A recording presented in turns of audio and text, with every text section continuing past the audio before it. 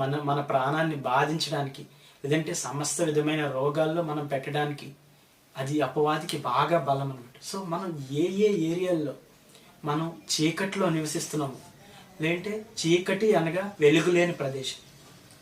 వెలుగు అంటే నేనే వెలుగు అని దేవుడు చెప్పాడు. సో ఆయన వాక్యం లేని ప్రవర్తన, ఆయన వాక్యానికి వ్యతిరేకంగా ఏ ఏ ప్రాంతాల్లో మనం ప్రవర్తిస్తున్నామో ఆయా ప్రాంతాల్లో అపవాదికి మన మీద అధికారం ఎక్కువైపోతుంది. మనల్ని బాధించగలదు, వేధించగలదు, మనల్ని దుఃఖపెట్టగలదు, అనారోగ్యం పాలు చేయగలదు, అప్పుల పాలు చేయగలదు, ఏమైనా చేయగలదు.